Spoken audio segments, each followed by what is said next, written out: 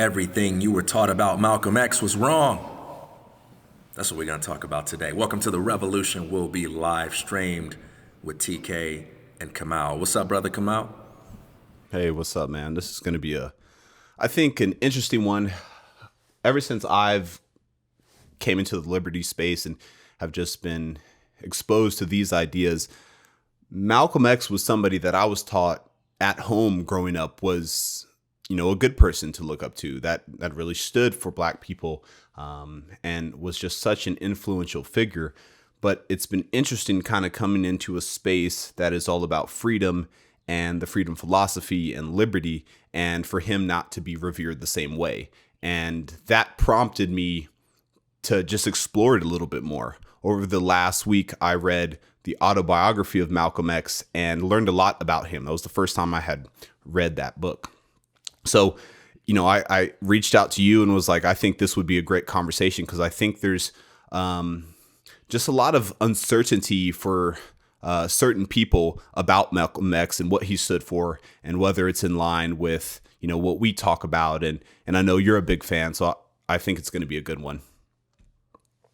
Yeah, man. And I have no qualms about saying it. When it comes to political philosophy, I'm a voluntarist. And I believe in individual rights and freedom over everything.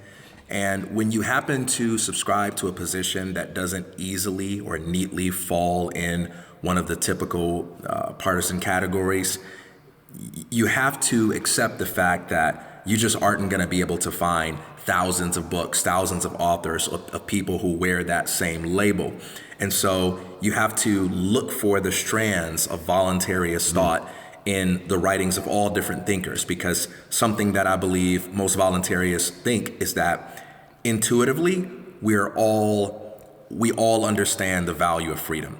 Even if we are tricked into prioritizing other things above our freedom, even if our intellectual political philosophy is one that seems to contradict the pursuit and practice of freedom, you believe that every human being has it in their nature to desire freedom. And so for me, I don't have the luxury of really having the majority of authors on the side of my political philosophy. And I can say, oh, this is a guy, this is a guy, this is a woman.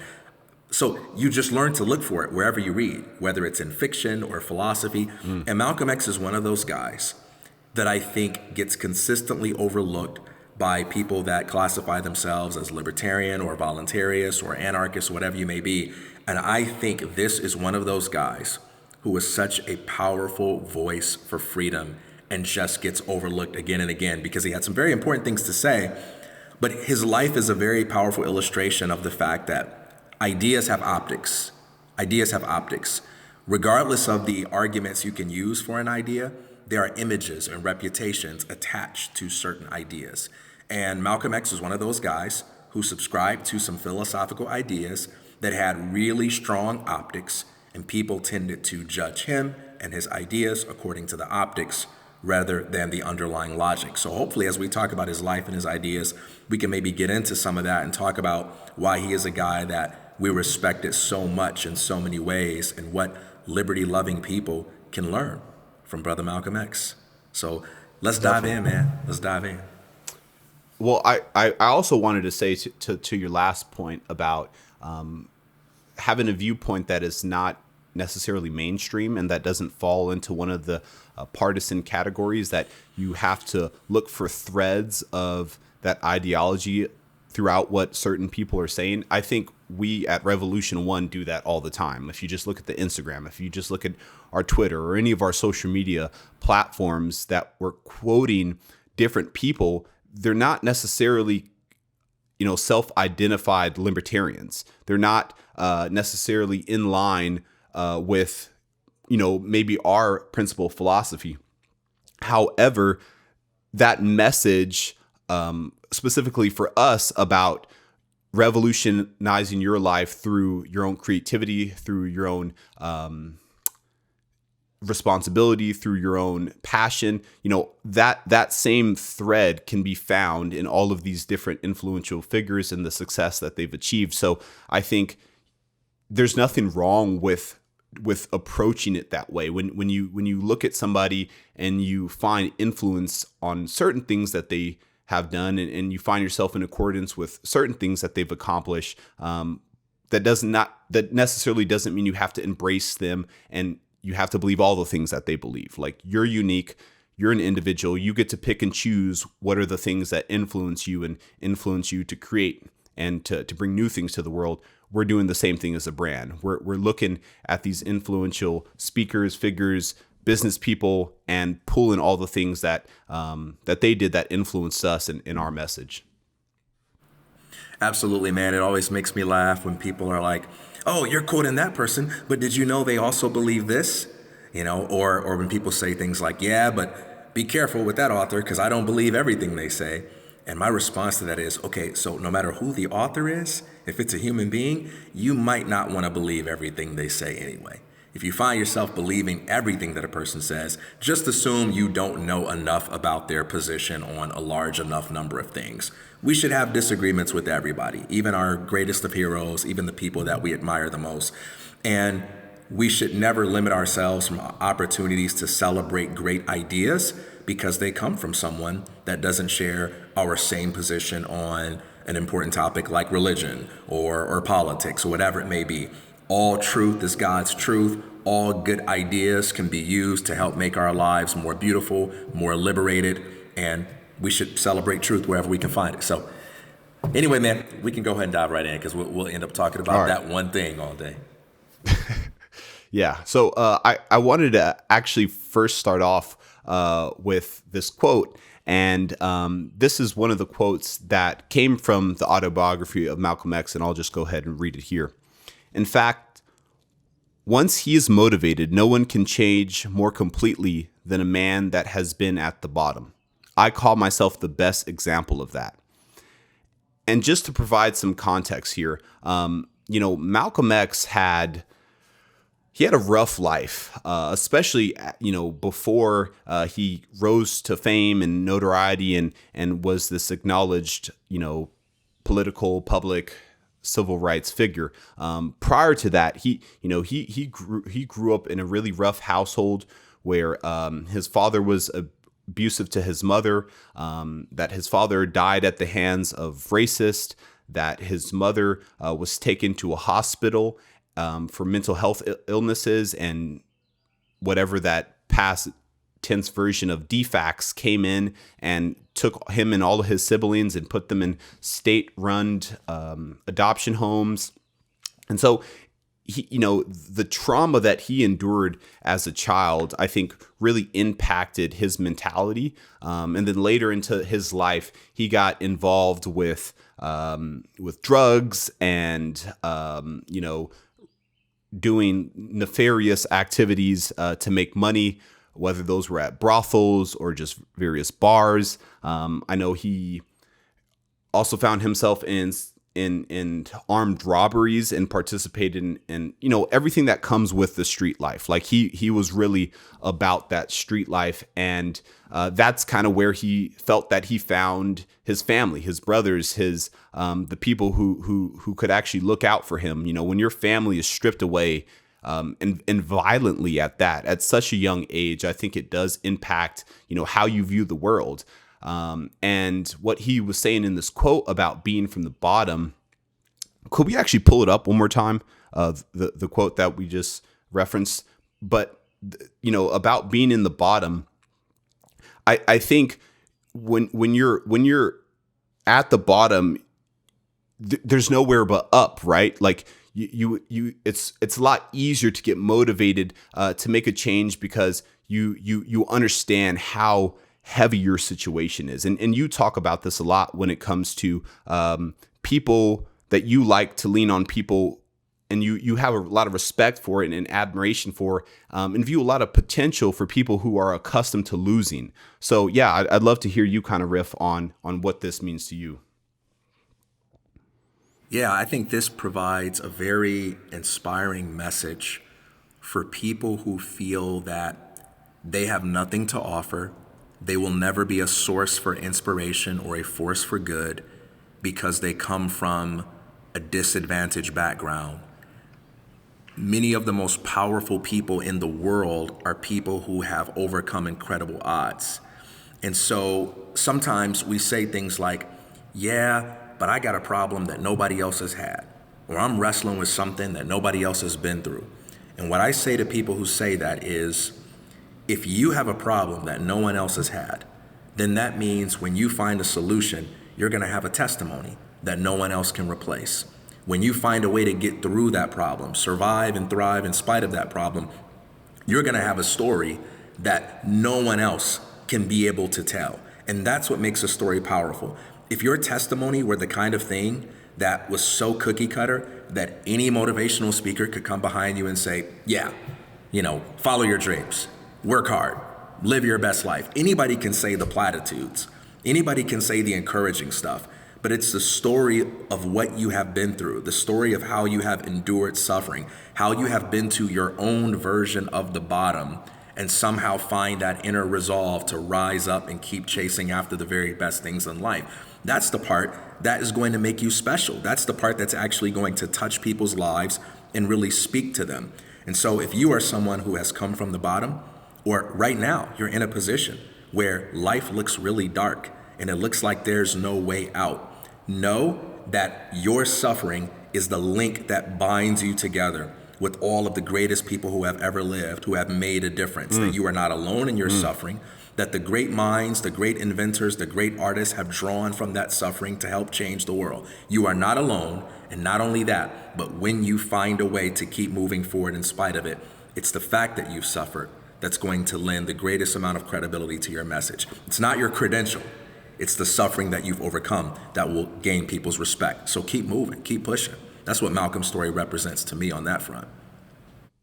1,000. I think one of the things that I wanted to mention is that, we a lot of times at Revolution One, we talk about inner freedom and this concept of living freely and not finding freedom externally, really looking for that internally. And so one of the things that I like about Malcolm X's story is after, or really in the height of him living on the edge, out in the streets hustling, doing this, doing that, he was about to die. He was in a situation, some really tense situations on the street. And it was to the point where he was strung out on drugs because he just wanted to be numb in case somebody ran up and tried to kill him. He just consciously wanted to be numb in order to do whatever he had to do. So it was just a really dark time in his life. And he was eventually arrested and put into prison. And the reason I say the thing about inner freedom is that it was in prison that he had this transformation where he was introduced to some of the principles of the Islamic nation, I believe, for lack of better words. Nation of Islam, yeah. Nation of Islam and just some of the things that they stand for. And he really did a deep dive. I think he taught himself basically how to read. He taught himself basically how to write. And there's something to be said about when you're in a position where it's just so much darkness that there's nothing externally that can save you. You're at a point where, only you're going to be able to pull yourself out of that. And I think that's hard to understand when you're in it. There's a lot of people who don't get past that, a lot of people who struggle with mental health, a lot of people who struggle with suicide and depression. When they're in that, it's almost impossible for them to really reconcile and to move forward with that. But I think, for those who may be listening now, who may be in a more stable place, understand that those times do present themselves in life where you're just in such a tough bind and you don't know what to do. You don't know how to feel. You just feel dark. You feel hopeless. But the thing that will save you, the thing that can bring you out of that, I think is going to be found internally. And I think in Malcolm's case, he found literature, he found ideas that influenced him and helped him find faith again. Because I think a lot of people who are in such dark places, they don't have faith, they don't have hope. It's just darkness. And so, he used these principles from the Nation of Islam to find his faith, to find his hope, and to set himself free. While he was still physically locked down in prison, mentally he was liberating himself. Mentally he was reading, he was learning, he was finding character, he was finding integrity, establishing his values for himself. And I think it's just such a powerful illustration of the power of inner freedom, and how when all of your circumstances are damned, you can still find a way, you can still find inspiration, you can still find a purpose for life by internally searching and internally doing that deep work. It's just such a powerful illustration. I think people who've been in jail, jail is such a tense and rough place that it's meant to either mentally break you, or you can end up on the positive side of that. It's goes back to the old saying, pressure either creates diamonds or it bursts pipes. That you don't have to necessarily be a bursted pipe, but you're not also guaranteed to be a diamond. Like, there's work that has to be put in. I think Malcolm X did the work, and what was cool about his story is once he came out, I mean, he just came out on fire. So let me chime in on that, man, because this brings up a very important topic that I think we're starting to lose sight of as a culture, and that's the idea of redemption. It's the idea of being able to somehow overcome the plights of your past, particularly the ones that were your fault. So we can talk about having disadvantages that other people create for you and how you can overcome those. But when you're in that position, at least you have the moral high ground, right? If you're disadvantaged because someone else in your life was irresponsible or they were neglectful, at least you have the moral high ground. And that's not an easy thing to overcome, but at least you have that. But what about when you reach the bottom because of specific ways that you screwed up? What happens when you reach the bottom because you chose to hang out with the wrong people? You chose to do the wrong things. You chose to neglect the things that were right or that your conscience told you to do. We live in a world that wants to say, hey, let's focus on punishing that person. Let's focus on sending out a strong message that says, we're not going to let you get away with that. And I believe that accountability is an important piece, but something I just wrote the other day, if there's no room in your worldview for redemption, then there's no room for you. And something that's so important for us to keep in mind is that, when we're feeling a little gleeful, when we're feeling a little happy by watching someone fall, by watching someone, get punished for wrongdoing, don't forget those words, let he who is without sin cast the first stone. Don't forget that one day you might need other people to be gracious towards you, to be merciful towards you, because there are no perfect people.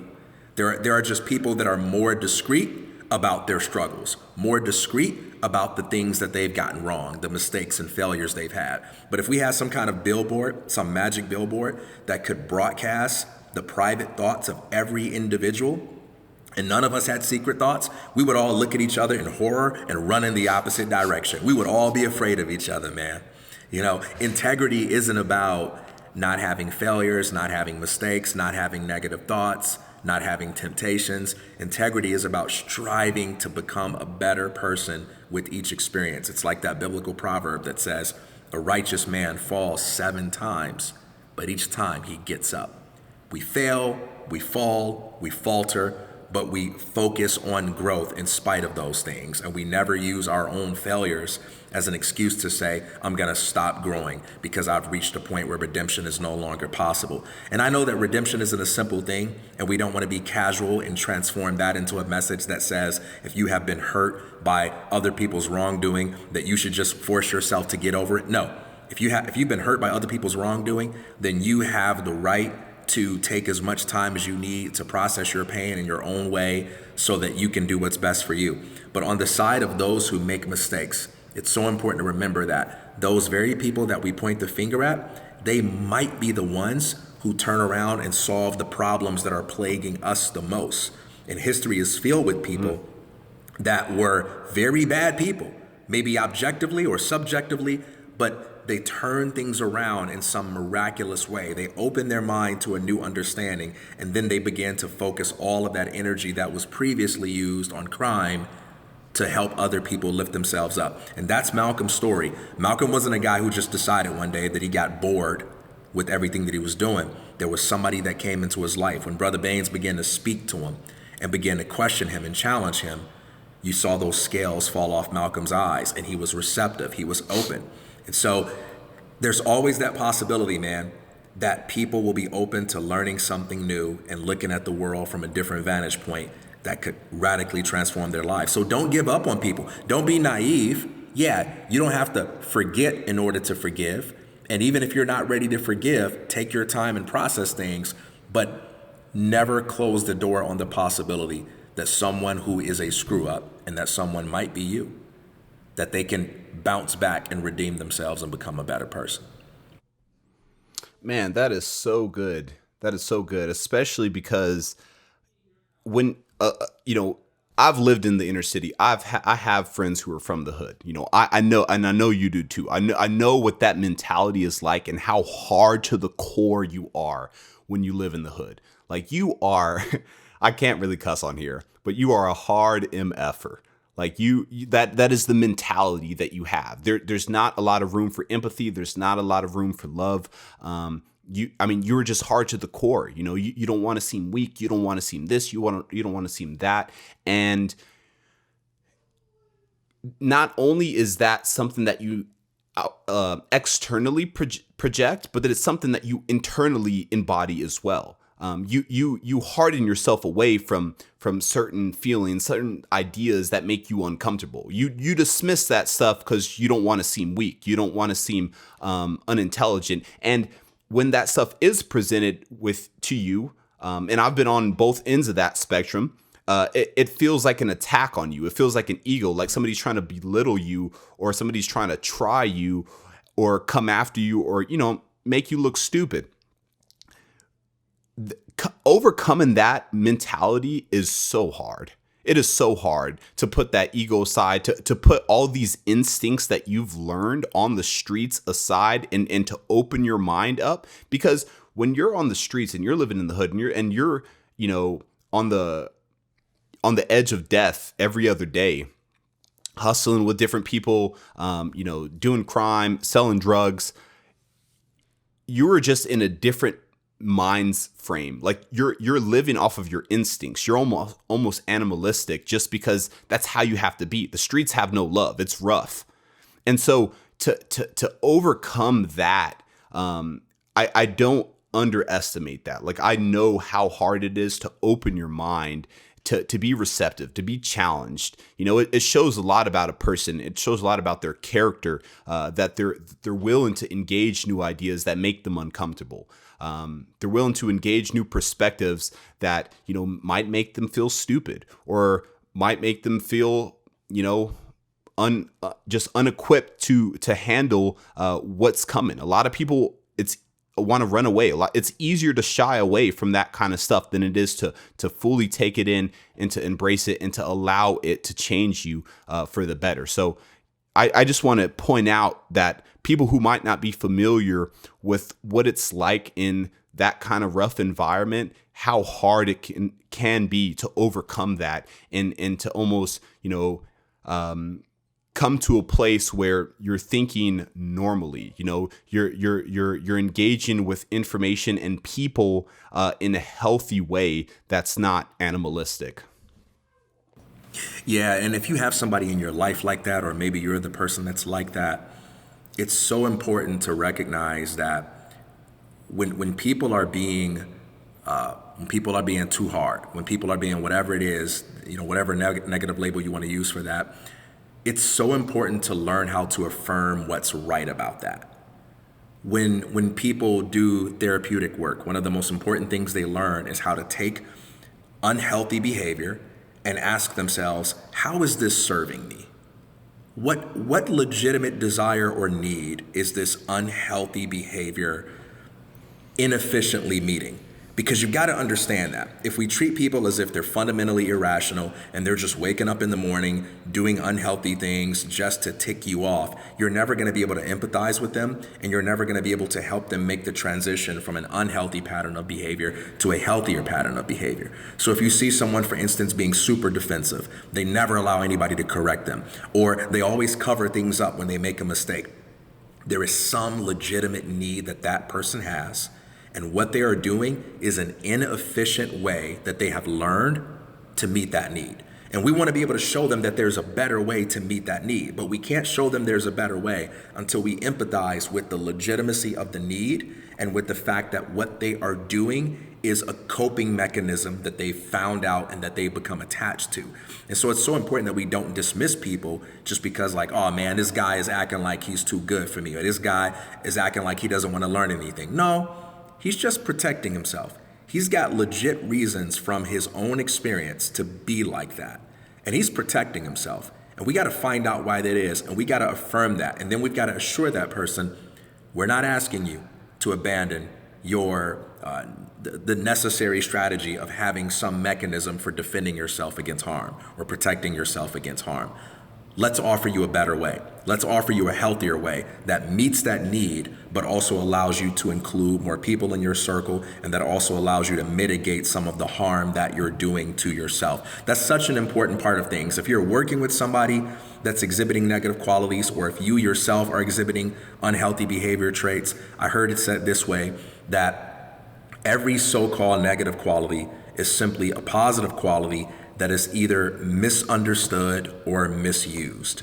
You know, the person who talks too much, the person who talks too little, the person who eats too much junk food, whatever it is, there's a positive quality underneath the surface there. And it's just being misused and misapplied. And if we can help people think critically about how those behaviors are serving them, that's the first step to helping them find a better way. And to tie this back to Malcolm X's story, I mean, this is the point in his life where, again, he found the principles of the Nation of Islam. He started talking with the Honorable Elijah Muhammad, who was the leader of the Nation of Islam at that time, and developed a really keen relationship with him, where he was writing to him every single day in prison, and really like integrating himself into that philosophy, and ended up becoming one of Elijah Muhammad's most trusted disciples. You know, upon him being released from prison, I mean, it was just really impressive how he rose through the ranks of the Nation of Islam and became this, you know, just revered figure amongst their community. But I think this was at the same time where I think Malcolm started to develop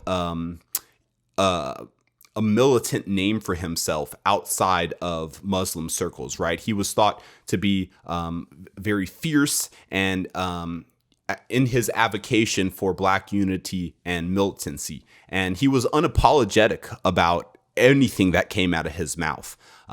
He didn't care, you know, who you were, who the interview was, what TV network he was on. He was going to say what he wanted to say. So yeah, I'd love to kind of to hear you talk, because I think this is where he loses a lot of people in terms of his, you know, what he stands for. I think is this time of his life right here. Yeah, Brother Malcolm was his ideas are often, or his approach is often contrasted with MLK. And the way people usually depict it is they say, hey, MLK was the man of peace, the man of nonviolence, the man of love, and Brother Malcolm was the man of by any means necessary.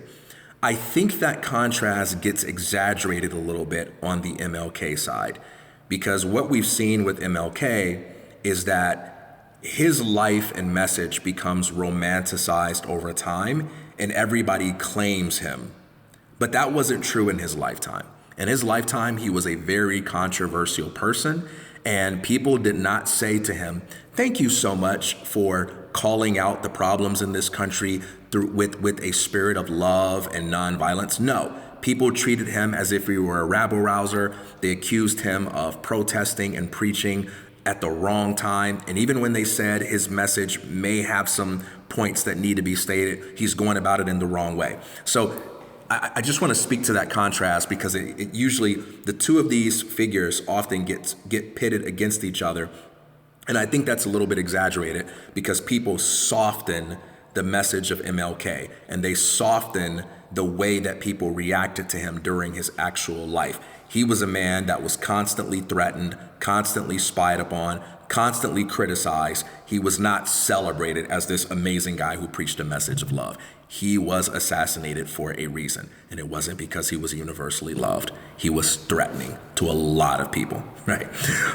With Brother Malcolm, though, there is a real contrast.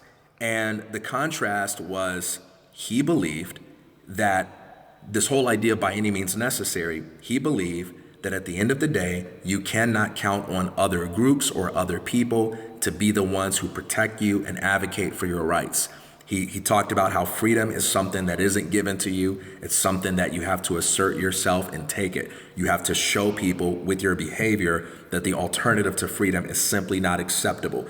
There's even one moment in his life, and I believe you could be able to find this clip on YouTube, where a reporter asked him, when are you going to tell your people to put away your guns? And he says, as soon as you tell your people to put away their guns. And his mentality wasn't, hey, we're going to do a bunch of things that we consider it unfair for other people to do. His mentality was, if it's fair for other people to do these things, we're not going to accept any arbitrary arguments that says, oh, now it's this really violent, threatening thing for us to do those same things. And this is one of those examples, again, where the optics exceed the logic, and people begin to evaluate an idea based on what it sounds like, based on what it looks like, rather than the actual logic behind it. And this is one of those perfect examples. Anytime you preach a message of self-reliance, it's easy for people to either misunderstand or misconstrue that message as you saying, oh, so you hate everybody else. You hate other people. If I were to say, I'm not going to depend on anybody else to take care of me. I'm going to take care of myself. It's easy for people to hear that as me saying, hey, I'm a negative, pessimistic person, and I believe that there's no good people out there. No one wants to do anything nice for me. I'm really bitter and butthurt about this fact. And so, out of my wounds and my unhealthy defensiveness, I'm going to try to do everything on my own. And that's not what it means. It means that no one is going to care about my rights, my freedoms, and my possibilities more than me. And I've got to be the one to take responsibility for these things. And I cannot expect for some savior to swoop down and help me out. Even if those saviors have really nice sounding rhetoric about loving me, you're always going to end up with the short end of the stick if you put other people's salvific power above your own creative power. You've got to rely on your own creative power first. And if other people come along and they support you in some kind of powerful way, that can be a luxury. That can be a pleasant surprise, but you can't build a free life by waiting around for that to happen. And Malcolm preached that, and he empowered a lot of people with that philosophy. And I think a lot of the misunderstanding was manufactured. There were many people who genuinely misunderstood him because of misinformation, but there were also powerful people who manufactured that misinformation so that he could be an easily misunderstood man, because the reality was he was building up individuals in a way that caused people to take more responsibility for themselves and to place less faith in politicians. And anytime you do that, you are a threat to the system. The system does not like individualism. There is nothing more threatening to the system than a group of people than individual people who take their creative power seriously. And he was that threat. Which is why they're called revolutionaries. That's it, man. That's it. Well, I actually think this is a good segue. If we could bring up this quote, the second quote that he had, I think this really speaks to what TK was saying about really just being about your individual conviction. Despite my firm convictions, I have always been a man who tries to face facts and accept the reality of life as new experience and knowledge unfolds it. I have always kept an open mind, which is necessary to the flexibility that must go hand in hand with every form of intelligent search for truth. What's that one say to you? Bring it up one more time.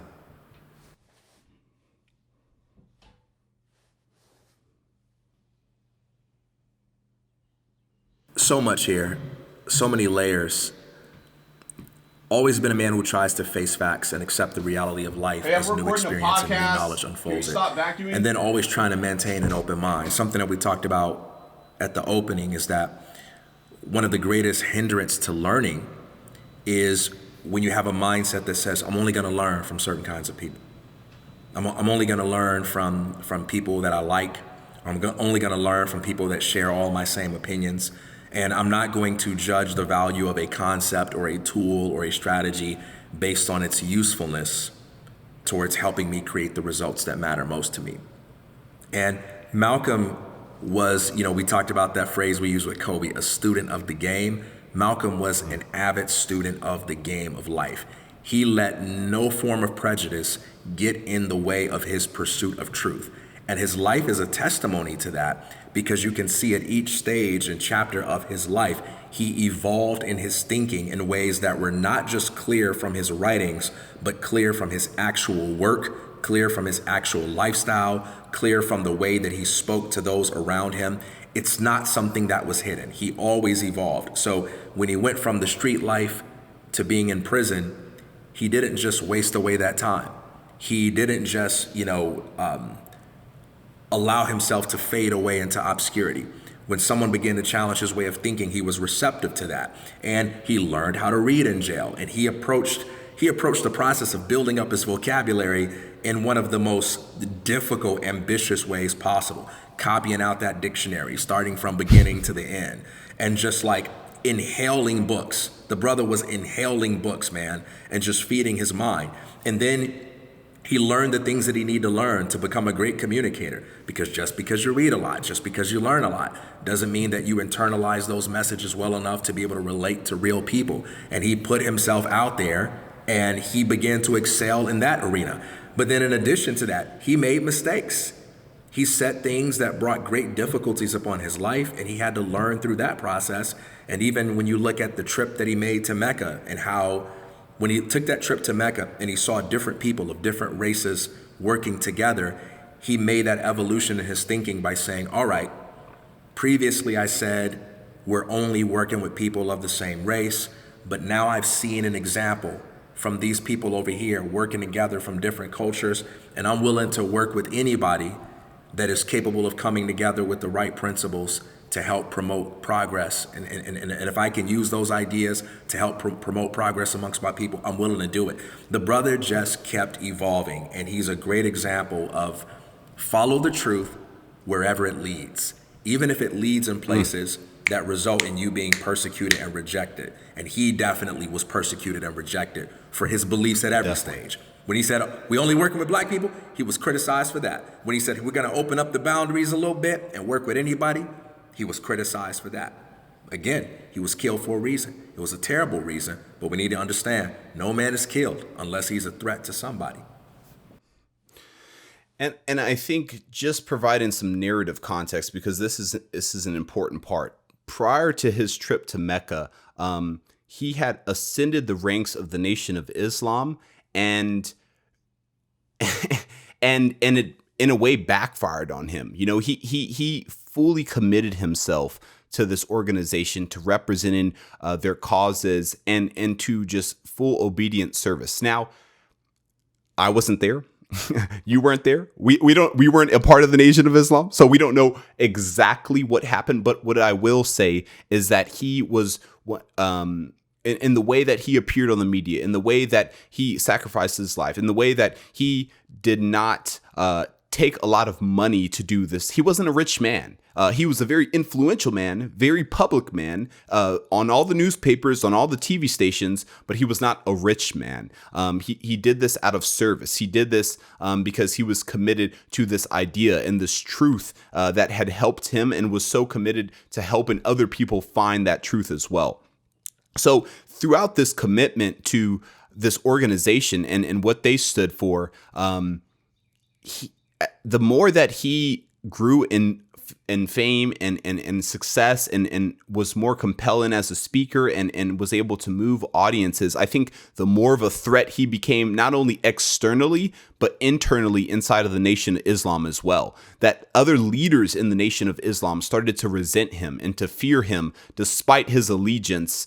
And because of this, he actually started receiving death threats from people inside of his own organization. So this is really interesting. You would think, as somebody who was speaking toward the freedom and liberation of a people who are being oppressed, you would think that the oppressor, being at the time, white people, would be the ones trying to kill him, would be the ones trying to knock him off the block, or maybe even the government for what could be framed as starting a revolution. These were the people trying to kill him.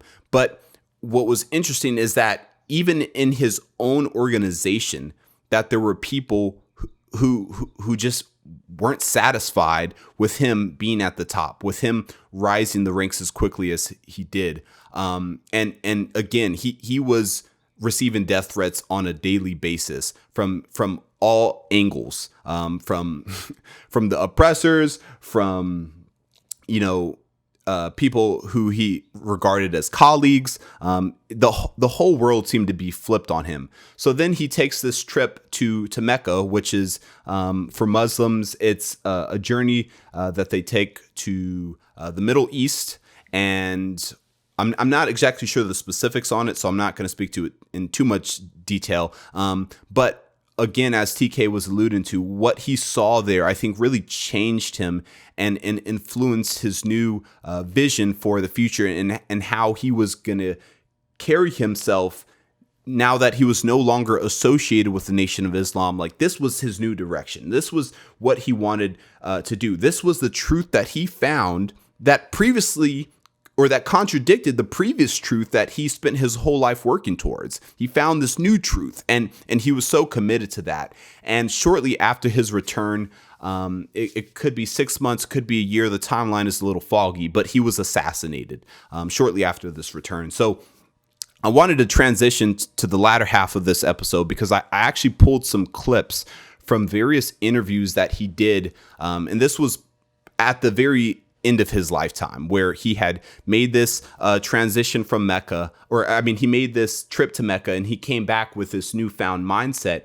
And I think it's important that we speak to these clips specifically because there's a ton of clips on YouTube where Malcolm X is riffing and ranting about some of the beliefs he had. But I think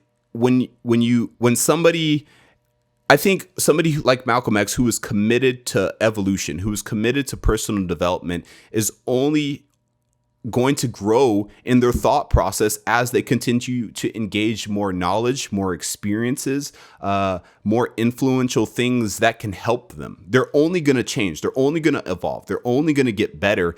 And to me, yes, you can look back at when he was, 25 and get, quotes and viewpoints from that. Yes, you can look back when he was, 30 and get quotes and viewpoints from that. But I want to go to the very end of his life because that's when he was closest to that truth. He's at the closest point. He's further along in that development. And I think that's where you should pull from. That's the last words that he really left with us before he was assassinated. So without further ado, let's roll to the first clip. Malcolm, your more controversial remarks was a call for black people to get rifles and form rifle clubs sometime back. Do you still favor that for self-defense? I don't see why that should be controversial. I think that if white people found themselves the victim of the same kind of brutality that black people in this country face, and they saw that the government was either unwilling or unable to protect them, that the intelligence on the part of the whites would make them get some rifles and shotguns and protect themselves.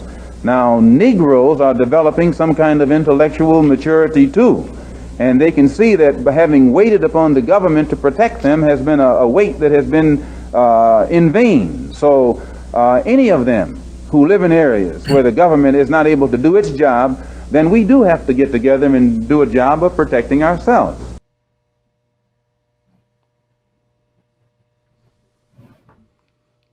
I think that speaks to the difference that you were just illustrating earlier about Malcolm X and MLK. That he was somebody who did believe in bearing arms. He was somebody that did believe in protecting yourself. And I think a lot of people who are committed to freedom also believe that you are a sovereign individual and that it is in your right to protect yourself, especially if you are a citizen of this country where that literally is in the Constitution. And so, I think there's people who fall on different spectrums of this argument. I was grown up without guns around and without guns in the house, but I think the older I've gotten, the more I've seen, the more life I've lived, I've definitely opened myself up to definitely protecting oneself. And I know, you got some stuff to say to this as well, but I thought this was an interesting distinction between him and a lot of other figures. And I think this is one of those things that people frame him to be very militant because, he believed in bearing arms and protecting oneself. Yeah, this particular comment right here is a great example of why it's so important to celebrate and encourage political diversity in Black communities. It is often assumed that to be Black in America is to automatically subscribe to a certain set of positions regarding what freedom means, regarding social justice, regarding policies, and so on. And what Malcolm was just talking about here, which was the right to bear arms, that's typically kind of looked at as, oh, that's a conservative position. That's what Republicans care about. And if you're Black and you care about the well-being of the Black community, then you definitely got to be against that. And it's pretty much accepted in mainstream thought that to be pro-Second Amendment is to be against the safety and well-being of young Black people. But if you take a look at Black history, you see not only people like Malcolm X, but you also see Huey P. Newton, founder of the Black Panthers, talking about the importance of self-defense and thinking about self-defense, not just in terms of what we possess, but in terms of what other people will continue to possess when they convince us to put away our means of self-protection. And this is an important thing that we've got to think critically about. And at the very least, you're free to disagree with these things. I've never been offended by another person disagreeing, but at the very least, we have to bring these ideas back into discussion so that they can be engaged, so that when people do disagree, they have actual reasons for it rather than saying, oh, that's not the Black position, because there is no single Black position on these things. And what Malcolm X said today needs to be thought about today, arguably more than it needed to be thought about then, because the violence that was going on at that time was very outward. It was very overt. But there are considerations today that are a lot more subtle that make philosophical discussions about self-defense all the more important. By the way, anybody that's interested in another angle on this discussion, I encourage you to check out Maj Touré, who we probably need to get on this show sometime, the founder of Black Guns Matter. And he talks a lot about why the right to bear arms is something that Black communities need to think more critically about. Yeah, I'm gonna leave it there. Oh, I'm sorry. Yeah, go ahead. No, you got it. Well, this is slightly different, but there was a comment you made earlier that I just want to throw on the record about the resistance to Malcolm and the Nation of Islam.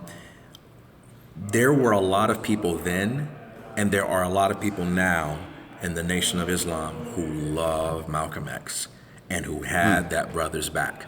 And in order for an entire organization to acquire a reputation for being against something good, all you need is one or two people who choose to do the wrong thing. And I just want to emphasize that part of what made this such a complicated thing for Malcolm is that there was infiltration going on. I encourage anybody to look into the history of COINTELPRO, which was the FBI, counterintelligence program. 1000%. And you can actually look at it from the NOI's version by going to noi.org/COINTELPRO. And there is very good reason to believe that various organizations, various groups were infiltrated for the sake of disrupting disruptive movements. And so I don't want I don't want anybody to walk away thinking that, oh, the Nation of Islam, they were the ones that were rejecting his message and other people were loving him. Like, no, he had pockets of hate everywhere he went.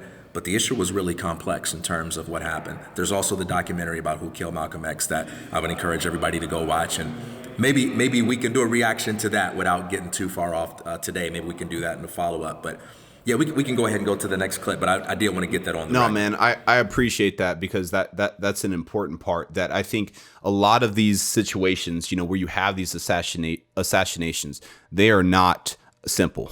They are actually very complex. There is a lot of moving parts, a lot of deceitfulness that is happening from all angles. Because if it was so easy, then it would just be a simple murder case, and we know who did it. That's it. Let's tie it up. But it's never like that. It is very complex, and it's done intentionally to throw masses of people who aren't really interested in doing the research and the homework, just to give them a headline and this is the story. You can just believe it. But that really is not the case, especially in the situation of Malcolm X. So yeah, let's go ahead and roll to the next clip. We feel that the problem, number one, of the black man in America is beyond America's ability to solve. It's a human problem, not an American problem or a Negro problem. And as a human problem or a world problem, we feel that it should be taken out of the jurisdiction of the United States government and the United States courts and taken into the United Nations in the same manner that the problems of the black man in South Africa, Angola, and other parts of the world, and even the way they're trying to bring the problems of the Jews in Russia into the United Nations because of violation of human rights. We believe that our problem is one not of violation of civil rights, but a violation of human rights. Not only are we denied the right to be a citizen in the United States, we're denied the right to be a human being. Mr. X, may I thank you very much for coming on our program and perhaps clearing away some of the cobwebs of misconception that some of us might have had about your belief. And I think you're a very sincere man, and it takes a lot of courage to admit a former belief is wrong, and we congratulate you for that and the service you performed tonight in giving us your views. Thank you so much, Mr. Thank you. I love that. You that look like host. yeah. I love that host go got ahead. it on the record that it was great for Malcolm to admit that a former belief was wrong. I wonder how many people went on the record and admitted that they were wrong about him. I wonder how many people have gone on the record to admit that they were wrong about him. So I applaud that brother. I applaud him not just for evolving in his philosophy, but I applaud him for being such an eloquent spokesperson for ideas in some very hostile environments, because the violation of individual rights that were happening in black communities at his time were non-debatable and non-ambiguous compared to some of the debates and discussions that are happening today. And so it's very important that when you look at his context, that you do not import contemporary concerns about something you saw on the internet that may be questionable or you're not sure about that video onto a situation that was very different. Much of what he said is relevant to contemporary discussions, but it's also important to understand that this man was consistently going into spaces where his life was clearly in jeopardy just by saying the things that he was saying. And he was getting some heated questions. And the way that he maintained his composure demonstrated not only eloquence, but assertiveness and complete fearlessness. I think it's a model for what it takes to be not only a person of influence today, but for what it takes to be a person that is at peace with their own conscience. Because we do live in a world that likes to make people feel afraid to be honest about their position. And I think the ability to be honest about what you really think, I think that's a dying art. And I think he embodies, what it is like to possess conviction and to be a person that freely speaks those convictions. We need more of that today. We need far more of that today. Yeah, I 1000% agree. I think, especially on the part of the announcer or the narrator of the show, the host, being able to kind of get that in. We acknowledge for you for accepting ideas and accepting your wrongs in previous ideas that you've held before. and we congratulate you on that. And I think there's just a certain level of maturity that one not only can do that internally, but to publicly, such a public figure like him, where he is on ABC, he's on the biggest of big platforms, you know. He's speaking to the nation. He's speaking to people who revere him as like a messiah. And for that kind of person to say that he was wrong, especially a person who is as passionate as Malcolm X, right?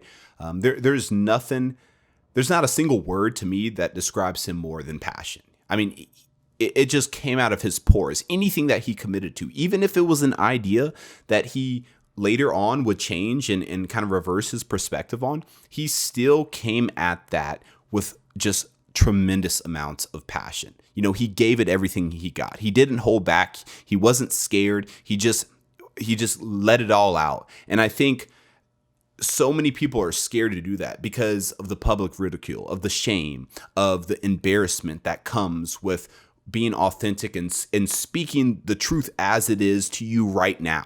That doesn't mean you necessarily have to have all the knowledge in the world, but what you feel and really exude as truth, to not hold back and to give it your all. So much respect should be paid to that. And I think especially as someone who is a creative person, somebody who likes to think about ideas and who likes to think about business and entrepreneurship, it's extremely tough to give, you know, 100% passion and to show up and to just to go, even when you don't have all the answers, even when you know you're not as equipped as you could be to make a correct statement or to do this, to do that. It requires a certain level of fearlessness, and the man embodied that, and he stood on that. And on a very public stage like this, he's willing to accept publicly that he might not have had the best viewpoints way back when or whatnot. And so I think a lot of people miss that.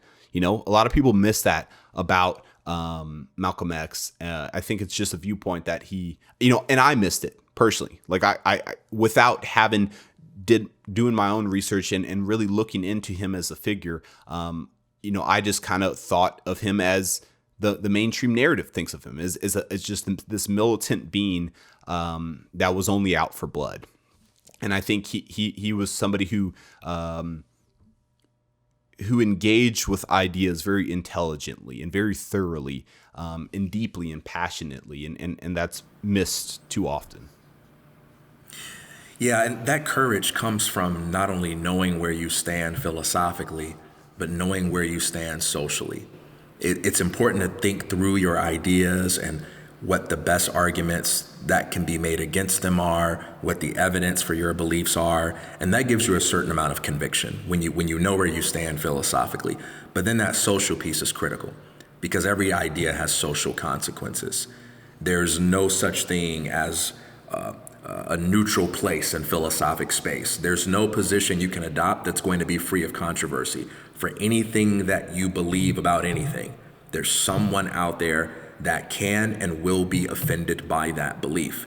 And you can lose a lot of fans, you can lose a lot of followers, you can lose a lot of friends by saying, well, this is where I stand on this topic, whether it's economics, politics, religion, whatever it may be. And he did a lot of deep thinking about who he wanted to be a hero for.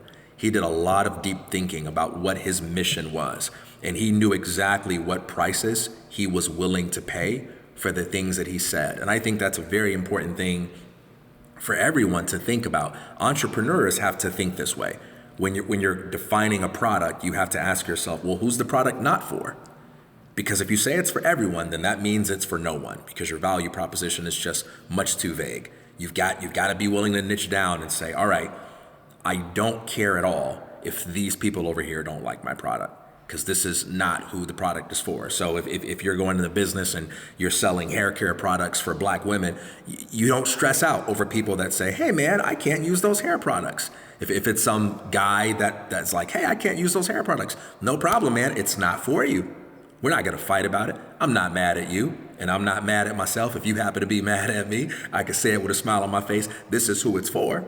this is what our mission is, and this is what we're about. And he did that kind of thinking. And I think in this age where lots of people are worried about cancel culture, it's so important that you understand that for every culture that cancels you, there is another culture that celebrates you. And for every culture that celebrates you, there's another culture that wants to cancel you.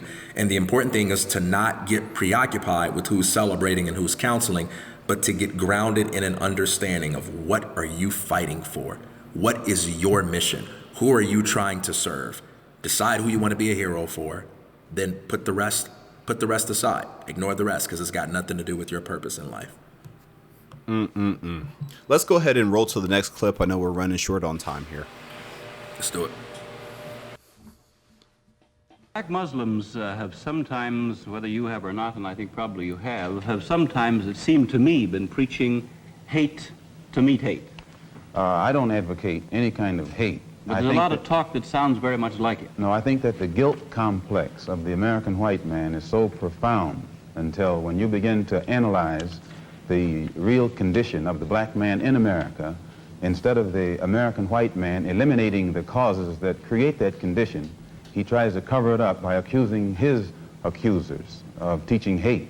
But actually, they're just exposing him for being responsible for what exists. Well, that's something of an argument, but I've heard speeches made by some of the people of your group. I think I've heard you make speeches. It seemed to me that you were advocating what I would have to describe, I think, as violence to meet the serious injuries that have been done your people, with which I totally agree. I don't call that violence. I don't in any way encourage black people to go out and initiate acts of aggression indiscriminately against whites. But I do believe that the black man in the United States and any human being, anywhere, is well within his right to do whatever is necessary, by any means necessary, to protect his life and property, especially in a country where the federal government itself has proven that it is either unable or unwilling to protect the lives and property of those.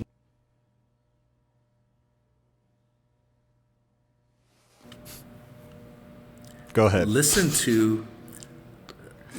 to the mistrust of political authority that bleeds through everything this man says.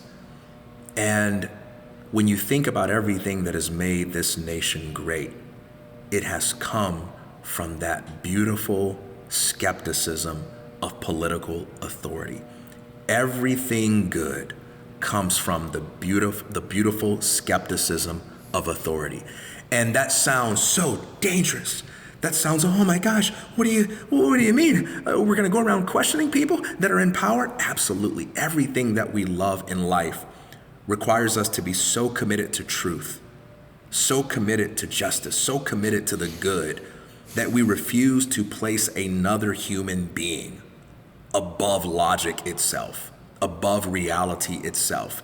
And so if someone is in some kind of position of power or authority, okay, I don't have to treat them any different from anyone else. I don't have to treat them arbitrarily negative or arbitrarily positive, but I base my beliefs and my behavior not on a person's position, but on the evidence behind what they say. And if the evidence is not there, I do not use their position as the basis for denying my need to follow the truth wherever it leads. And you can just hear that in his spirit. And in many ways, that is such a stark contrast to what I see not only in many black communities, but in many American communities, period. There's such a strong trust of authorities, and we are so hell-bent on looking for the next political savior to come rescue us from whatever we believe our problem is, and there is no salvation in that.